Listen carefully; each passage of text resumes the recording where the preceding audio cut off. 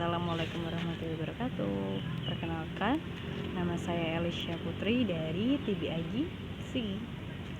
Jadi, pada video kali ini saya akan sedikit menjelaskan tentang leadership seperti yang sudah disampaikan oleh Mas Ansor pada gathering sebelumnya.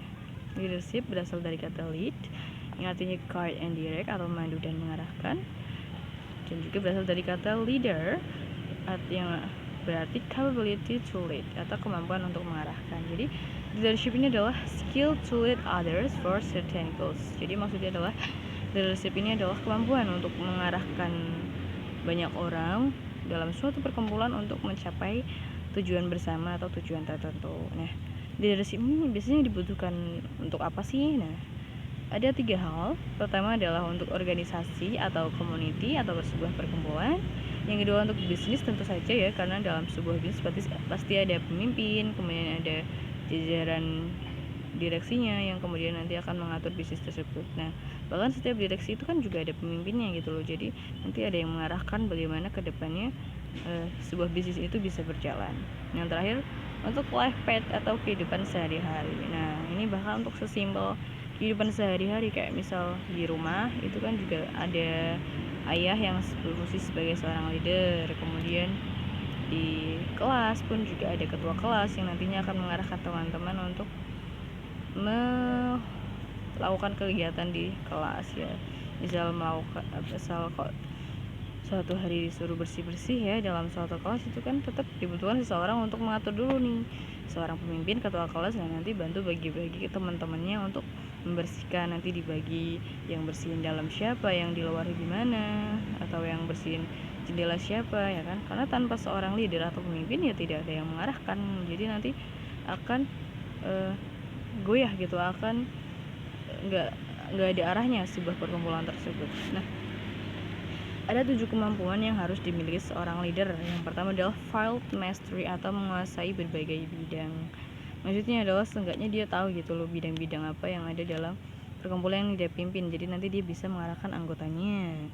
Yang kedua, emotional intelligence atau pengendalian emosi yang baik ya, nggak arogan, nggak temperamental, nggak sedikit-sedikit emosi, sedikit-sedikit marah-marah ke anggota-anggotanya. Yang ketiga, problem solving atau kemampuan memecahkan masalah yang baik ya. Jadi ketika di kondisi-kondisi tertentu yang terdapat masalah yang mungkin cukup sulit, itu seorang pemimpin harus bisa untuk dengan cepat memecahkan masalah tersebut. Seenggaknya ada solusi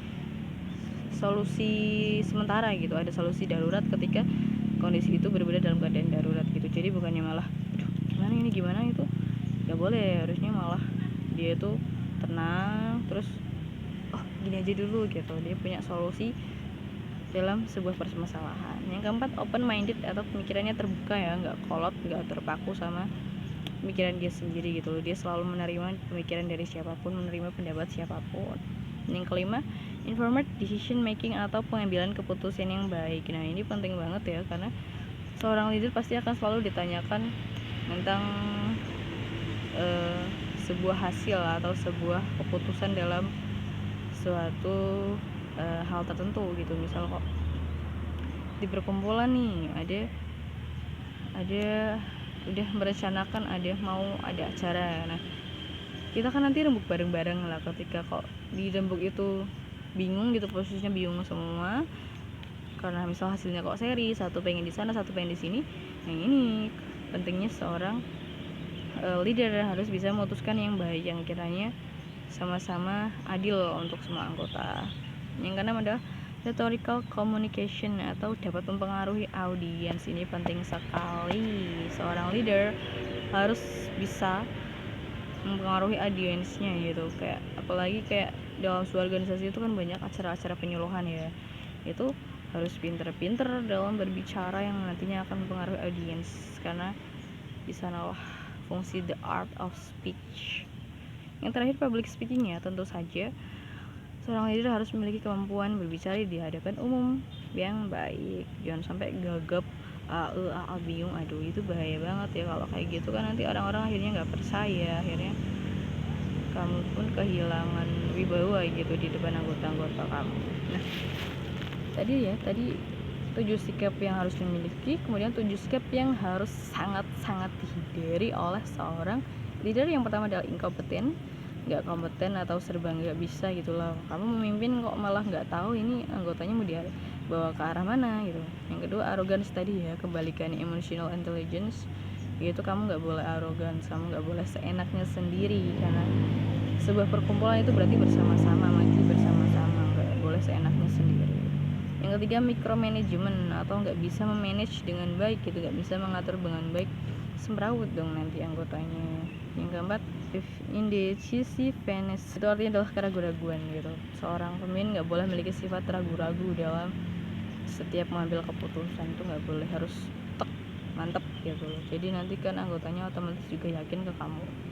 Yang kelima anti kritik. Nah ini sebaik-baiknya pemimpin harus tetap menerima kritik dong ya, apalagi kritik yang membangun tentu saja dari anggotanya. Nggak boleh merasa udah paling bener paling bagus tuh nggak boleh. Kita kan harus selalu mendengarkan pendapat untuk orang lain gitu.